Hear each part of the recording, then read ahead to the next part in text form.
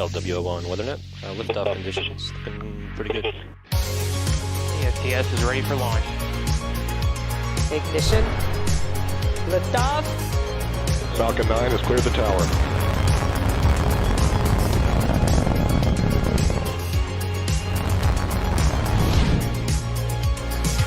Ten, 9, 8, Side booster ignition. 6, 5, 4, 3, 2, 1.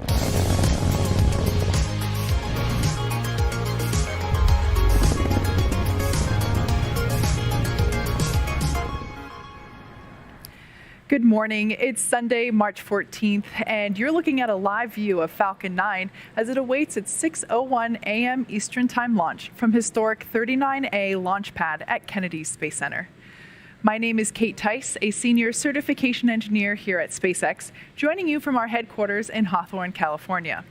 You're watching a live webcast for our 22nd Starlink mission and our 8th launch of 2021. Starlink is a constellation of satellites that can provide high-speed, low-latency internet all over the globe, particularly in remote areas where connectivity is limited or completely unavailable.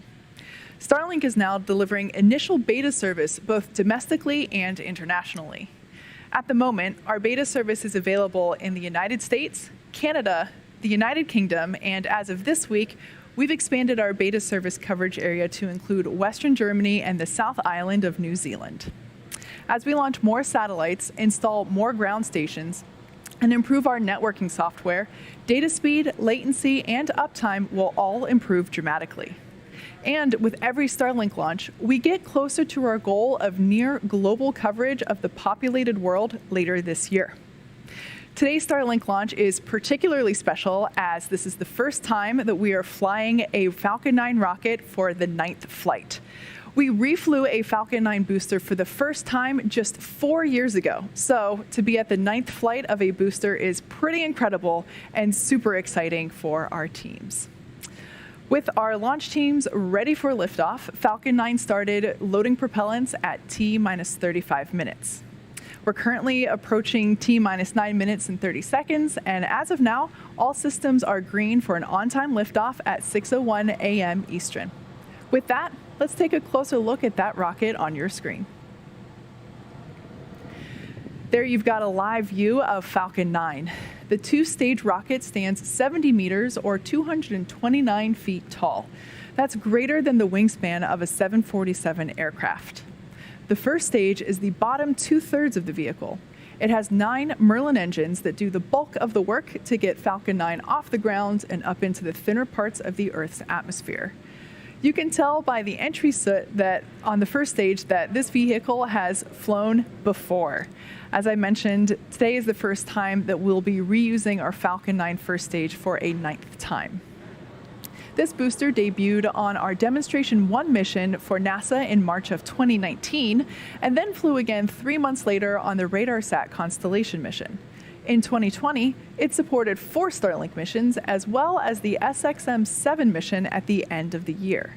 It most recently supported a Starlink mission at the end of January. Falcon 9 is the first orbital-class rocket capable of reflight.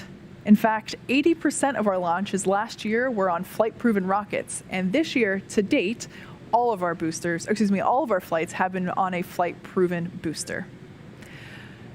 At 2.5 minutes into flight, the first stage will separate from the second stage and make its way for a landing on our drone ship, Of Course I Still Love You. If successful, today will mark the 9th recovery for this booster. Above the first stage is the second stage, and that has a single Merlin vacuum, or MVAC engine as we call it, and that ignites after the first stage separates. The second stage is what will carry our Starlink satellites to orbit, deploying at about T+1 hour into the mission. And lastly, our Starlink satellites are safely enclosed inside of that payload fairing that you see there. It's 5 meters or 17 feet in diameter, and that structure is located, of course, at the very top of the rocket. It protects the payload from aerothermal loads, heating, and contamination during ascent. And once we reach the vacuum of space, we'll jettison the fairing as the second stage will continue on its journey to orbit. Today will be the second flight for this fairing. It first supported our Transporter-1 mission earlier this year. We'll be attempting to recover it by retrieving each half from the water with our recovery vessels Go Searcher and Go Navigator. As for weather, things are looking great. We have a 90% favorable forecast for this morning. With that, the vehicle, satellites, weather, and range are all looking good for an on-time liftoff just 6.5 minutes from now. As mentioned in previous webcasts, although still in beta testing, Starlink is already serving locations where internet access was previously unreliable or entirely unavailable. These days, when more people are working and learning from home, internet connectivity is more important than ever. During a recent Starlink launch, we mentioned that Starlink is serving over 40 households in Wise County, Virginia, that previously had limited internet access in order to support remote learning. A couple days ago, North Carolina announced that it's providing some students in 2 counties with Starlink access to support remote learning as well. Swain County, located in the Great Smoky Mountains in the western part of the state, and Hyde County, located on the East Coast. Due to geographic barriers, students in both counties have been previously unable to connect to high-speed internet and effectively participate in remote learning. In particular, on Oracoke Island in Hyde County, students are often unable to attend class in person due to flooding or other weather events. Providing service to these students will enable them to access the same educational materials as their peers in more densely populated areas. These are the opportunities that get the team here super excited about what Starlink can do. To learn more or find out if service is available in your area, head on over to starlink.com. At this point, we're coming up to the T-5 minute mark, and Falcon 9 is moving into the final stages of our countdown. We're waiting for the transporter erector, or TE, to retract. That is the white painted structure that you see there next to the vehicle. First, the TE clamps will open, and then the transporter erector will begin to retract away from the rocket slightly. And at T0, hydraulics will pull the TE further away from Falcon 9 as it lifts off. That TE retraction will begin with the clamp arms beginning to open. That takes about 15 seconds for them to fully open. And then about 30 seconds later, we'll see the strong back retract. And that takes about 25 seconds for it to retract just a couple degrees away from the vehicle. The TE provides liquids, gases, electrical connections to the second stage. There we can see those clamps beginning to release. The TE provides liquids, gases, electrical connections to the second stage, as well as air conditioning to the payload fairing. And if you listen closely, you might be able to hear the hiss and pop of pressure venting from the rocket and plumbing in the TE. The first and second stages are nearly fully loaded with 1 million pounds of kerosene fuel and liquid oxygen. Super chilled liquid oxygen is our propellant oxidizer, and it's that super chilled LOX that is creating the white clouds that you see around the vehicle. That occurs when the super chilled liquid oxygen turns into its gaseous state when it's exposed to the warmer ambient air around the vehicle. The first stage will be completing its prop loading here in just a couple of seconds at T-3 minutes. And second stage wraps up its prop loading at T-2 minutes. Pogo, bleed verification. Once we finish loading liquid oxygen at T-2 minutes, the last major event in the countdown comes at T-1 minute. Stage 1 LOX load closed out. And there we heard confirmation that stage 1 has completed its LOX load. So now second stage will continue that prop load. Like I was just saying, the final countdown we're progressing through. At T-1 minute will be the final major milestone that we'll hear called out. You'll hear us say Falcon 9 is in startup. That's when the rocket's flight computers take control. Those flight computers will then light the Merlin engines at about T-2 seconds, and then liftoff will be commanded at T0. So we actually ignite those 9 Merlin engines 2 seconds prior to liftoff. The Starlink payload continues to be healthy. The Falcon 9 team is tracking no issues on the rocket.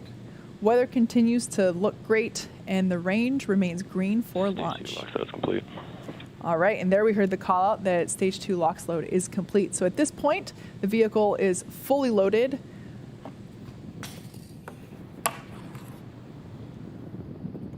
And we are continuing on in our countdown.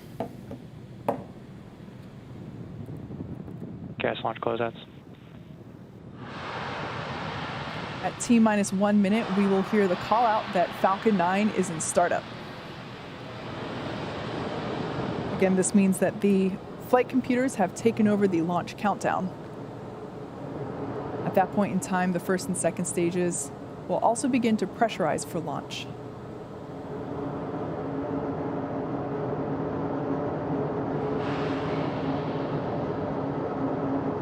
Falcon 9's in startup. All right, there we heard it. The onboard flight computers have taken over the launch countdown as Falcon 9 is now in startup.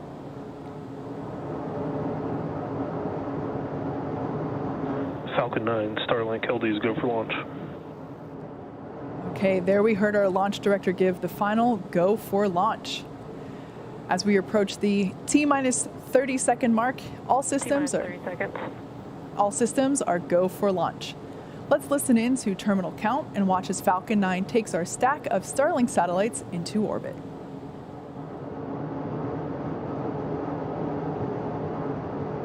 T-minus 15 seconds. Falcon 9's configured for flight. 10, 9, 8, 7, 6, 5, 4, 3, 2, 1, 0. Ignition and liftoff.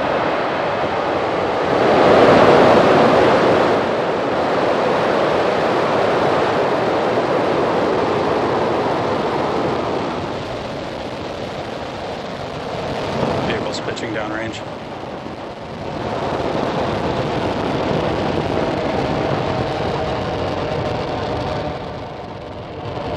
Stage 1 propulsion's nominal.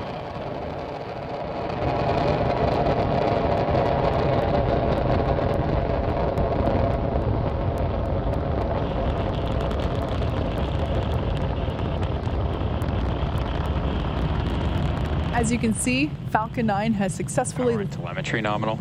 Falcon 9 has successfully lifted off from pad 39A at Kennedy Space Center, carrying our stack of Starlink satellites to orbit. We're going to throttle the 9 Merlin engines down in preparation for max Q, Vehicle supersonic. or maximum aerodynamic pressure. This is the largest structural load that the vehicle will see during ascent, so slowing it down a little bit will help the vehicle pass through that short period.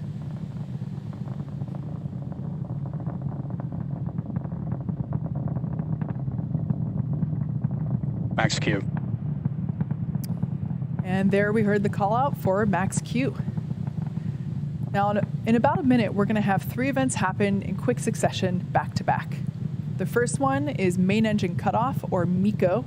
This is where all 9 of those M1D engines are going to shut off, and that'll help slow the vehicle down in preparation for the second event, stage separation. As the name would suggest, this is when the first and second stages will separate from each other. The first stage will start its way back to Earth. Back's chilling in. We heard the chill-in. We're flowing some super chilled liquid oxygen into the turbopumps on that second stage engine. The first stage, after stage separation, will make its way back to Earth. Second stage will continue its journey with the third event, SES-1, or Second Engine Start 1. This is where MVAC will light up and begin to propel second stage along with the Starlink satellites into orbit. And main engine cutoff will be coming up in 10 seconds. Everything continues to look nominal there with that vehicle trajectory.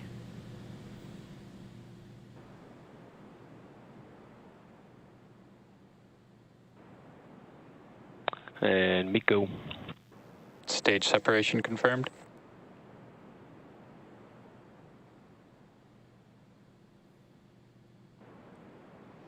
All right, and there on your screen, Back ignition and throttle up complete. as the MVAC nozzle begins to develop that bright glow, we can see that all 3 events Like I said, quick succession. On the left-hand side of your screen, we have the first stage. In the background behind the first stage, I absolutely love this view. We got some night lights of the Space Coast behind it. The first stage is actually... Fairing separation confirmed. There we heard the call out for fairing sep, and we can see that stack of Starlink satellites there. Great views. Everything looks nominal there with our second stage. As it heads towards its targeted drop-off orbit, first stage is going to execute 2 burns in order to make its way back to Earth. If you look closely, you can still see the night lights of the Space Coast there in the upper left corner. The first of the 2 burns that first stage will execute is the entry burn, where 3 of the M1D engines will reignite. This will help to slow the stage down as it re-enters the upper part of the Earth's atmosphere. The second burn is the landing burn. This is a single engine burn that brings the vehicle speed Signal, Bermuda. that brings the speed down rapidly in order to land on the drone ship.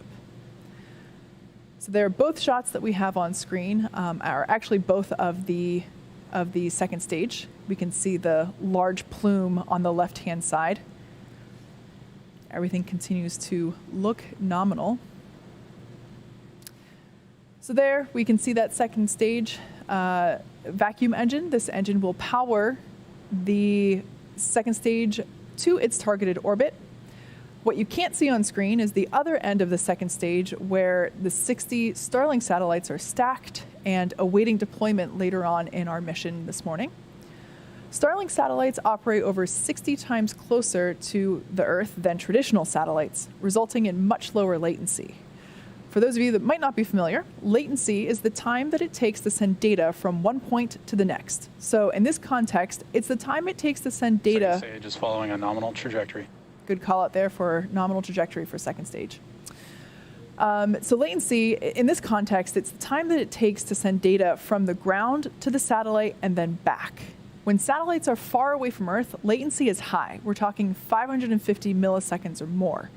This prevents activities like video calls and online gaming. When satellites are close to Earth, like the Starlink satellites, latency is low, more like 20 to 40 milliseconds versus 550 milliseconds. This enables video calls and online gaming with an experience similar to fiber or cable. And because Starlink is a satellite network, you're not limited by ground infrastructure. That's one of the main reasons why people who live in rural or remote areas don't have access to high-speed internet, because running the fiber or the cable necessary to get them connected is just too expensive. The Starlink kit comes with everything you need to get connected, including your Starlink, also known as Dishy McFlatface, your Wi-Fi router, power supply, and cabling. The hardware comes pre-connected in the box, so all you have to do is download the Starlink app, plug it in, find the best installation spot for your Dishy, and you can get connected Stage 1 FTS is saved. You can get connected to the internet in a matter of minutes. Stage 1 entry burn startup. And there we can see on your screen startup of that first of 2 burns, the entry burn. This lasts 20 seconds. As I mentioned earlier, we have reignited 3 of the 9 Merlin engines at the base of the first stage vehicle. Stage 1 entry burn shut down. And shutdown of those 3 engines. So the reason we perform the entry burn is we want to slow the first stage down as it re-enters the Earth's atmosphere. As you can tell by the energy there on the grid fins, we can see that it's going pretty fast, and we want to slow the velocity down as it re-enters the atmosphere. Second stage is on a nominal trajectory. Heard the call out there that second stage is on a nominal trajectory. The next event that we have coming up will be the landing burn for the first stage. As the name suggests, this is when we'll be attempting to land on our drone ship, Of Course I Still Love You, which is currently holding position a couple hundred miles off the coast of Florida in the Stage 1 transonic. a couple hundred miles off the coast of Florida in the Atlantic Ocean.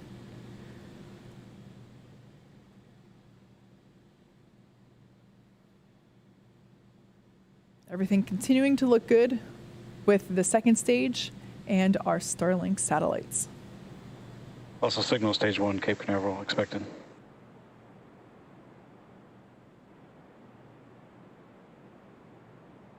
Stage 1 landing burn. So we heard the call out that the landing burn for stage 1 has begun. We can start to see the plume there on our drone ship cam on the left-hand side of your screen. Hopefully we'll be able to maintain video signal through landing. Stage 1 landing leg deploy. Okay, the landing legs are out. Terminal guidance. Unfortunately, it looks like we weren't able to maintain that video signal. We'll bring that back to you as soon as we can, as well as a status update on that landing. Everything continues to look good. Stage 2 FTS is safe. Everything continues to look good there with second stage. Stage 1 landing confirmed. All right, we heard it. We couldn't see it, but we did hear verbal confirmation that we had a successful landing of that booster, marking our 70. Also signal stage 2 from the Cape as expected. This marks our 77th successful recovery of an orbital class rocket, and the 9th landing of this particular booster. Like I mentioned before, this is the first time that we've launched and landed a Falcon 9 first stage 9 times. Nominal orbit insertion. And just like that, we heard confirmation of a good orbit. So at this point, stage 2 is going to coast for a little bit, actually for the next 35 minutes or so. So hang tight. We'll see you back here at T plus 45 minutes for a second stage relay.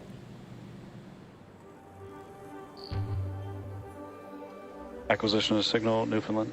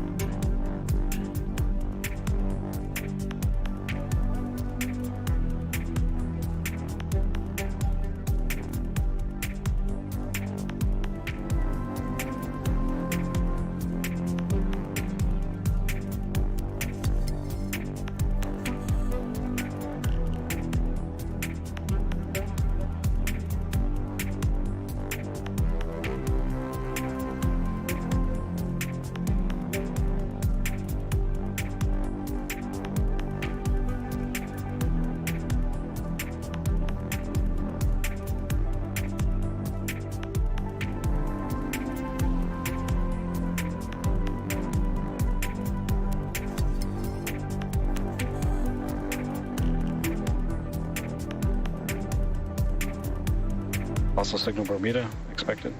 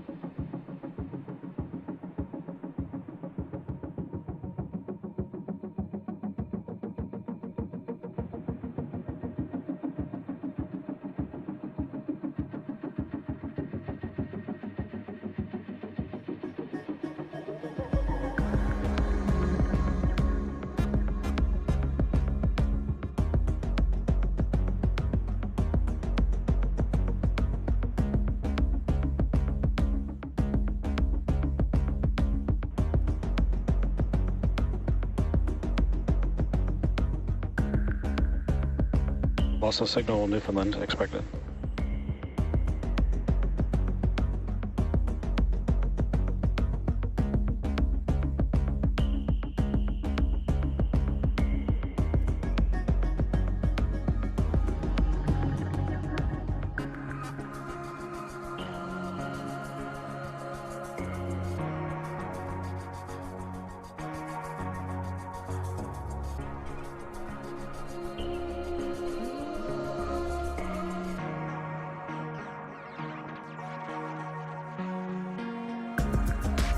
Acquisition signal Goon Hilly.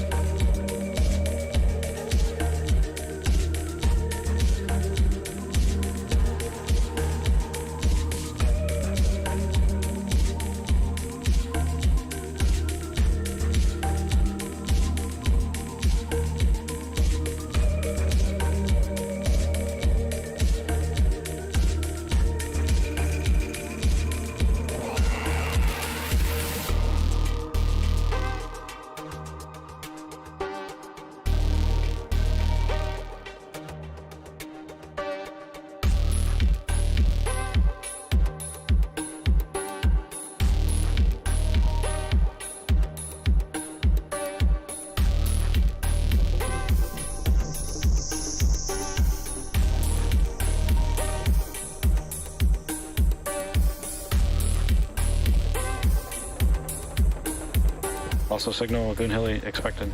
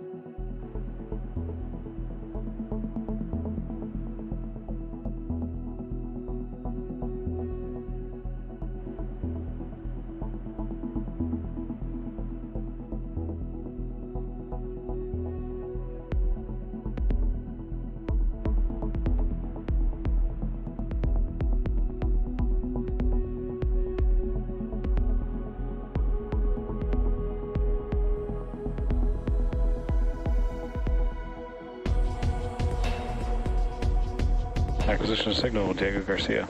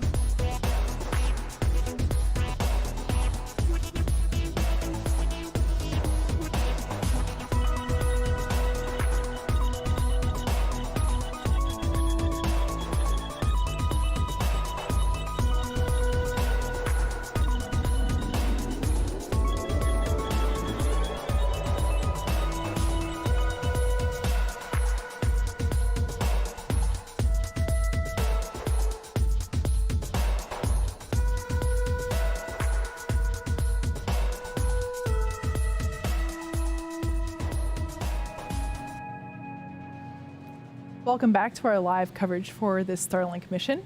We had an on-time liftoff at 6:01 a.m. Eastern Time, and we had a successful 9th flight and landing for that first stage booster. Our second stage is still looking good and on a nominal trajectory, and getting ready for SES-2, or second engine start 2, in just a couple of seconds. It'll be a very short 1-second burn of our MVAC engine. Looks like we might be having a little bit of trouble with our ground stations.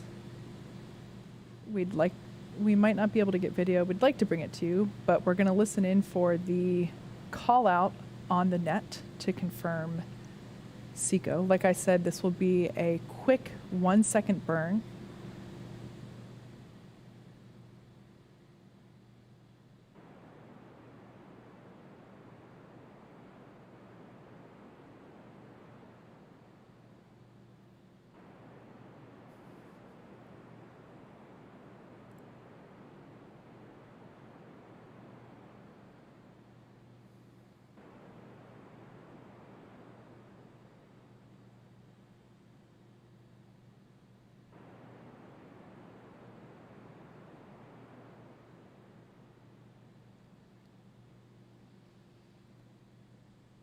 Data looks nominal for second Good orbit stage there. insertion.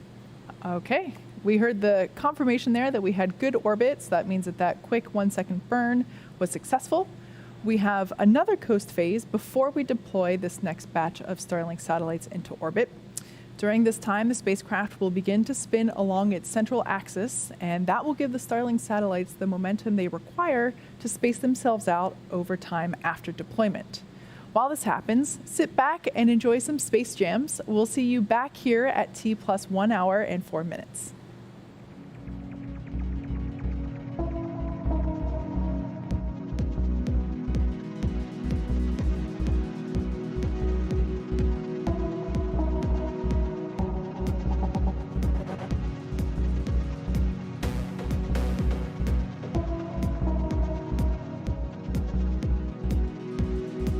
Lost the signal, Diego Garcia. Expected.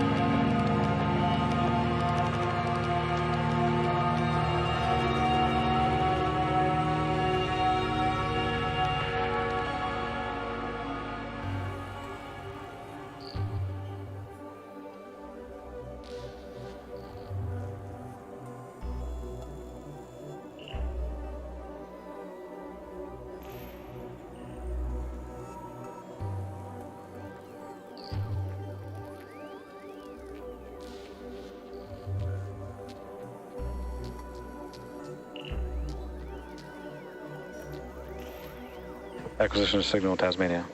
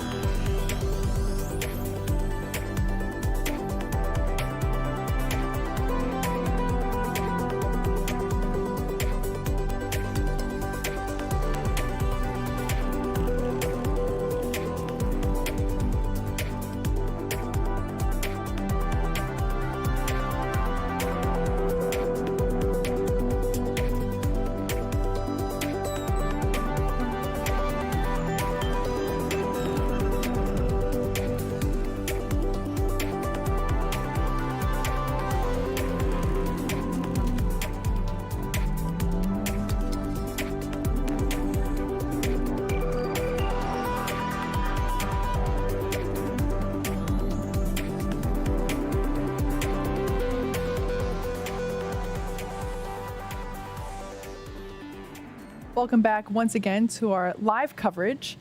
We had an on-time liftoff at 6:01 a.m. Eastern Time from Kennedy Space Center. Our Falcon 9 first stage successfully returned to Earth after its 9th flight, a first for our boosters.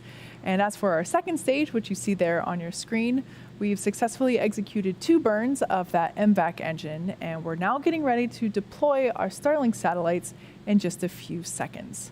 At this point in time, the second stage began to rotate along its central axis in order to give the satellites the momentum they need to space themselves out from each other after deployment. So at this point, let's listen in for the call out of that payload deployment.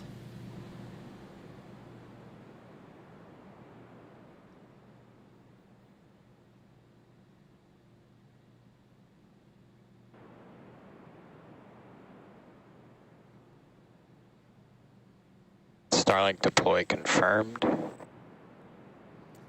And there you can see on your screen the tension rod being released, and the Starlink satellites are slowly separating away from the second stage.